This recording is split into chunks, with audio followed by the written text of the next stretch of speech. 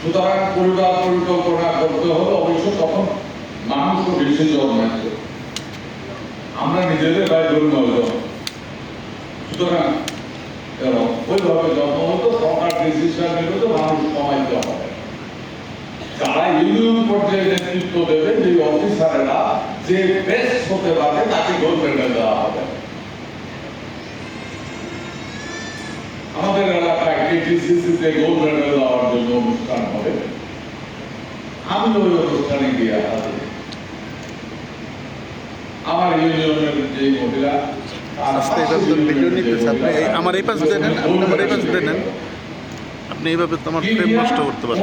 ইউনিয়নের ভিতরে যে কয়টা বাচ্চা জন্ম হওয়ার কথা ছিল তার থেকে অনেক কম জন্ম হয়েছে, এই জন্য উনি শ্রেষ্ঠ অফিসার হিসেবে গোল্ড মেডেল পাইল। আমার তো পাশে ইউনিয়ন, আমি তো সবাই বেঁচেছি, কিন্তু এত বাচ্চা করে নিয়ে আসলে এই বাচ্চা কম হইল কি পাবে। উনি গোল্ড মেডেল নিয়ে যখন বের হইল, আমি বললাম যে আবা আপনি যে গোল্ড মেডেল পাবেন বাচ্চা যত কম হইল আপনার ইয়ের ভিতরে, এই জন্য কথা নাকি সত্য, প্রত্যেক ঘরে ঘরে একটু বাচ্চা দেখি। তখন কিন্তু আমি বলে দিলাম কত বাচ্চা হইতো মানুষের।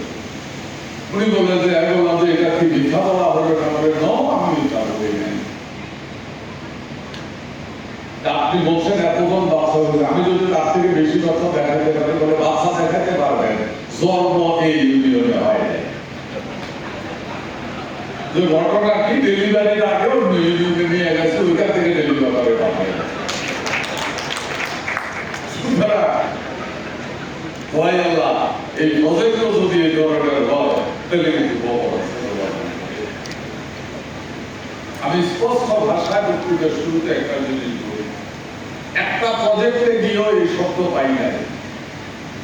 ওই মহিলার মতো যে ভাই বাচ্চা তো হইল, ওই মহিলাও নির্দোষ, ডেলিভারি হয়ে গেছে, বাসে ডিভিশনে নিয়ে গেছে। যেখানে প্রজেক্ট সেখানে যাওয়ার পরে একটা না একটা কমপ্লেন আসে, কত লিখিত কত অফিসিয়াল। এই প্রজেক্টগুলি যখন শুরু হয়েছে, কি উদ্দেশ্য শুরু হয়েছিল, উদ্দেশ্য তো দেখতে সুন্দর এবং আপনারা ভালো কাজ করেছেন, ধন্যবাদ আপনাদেরকে। আমি রিপোর্টটা দেখেছি,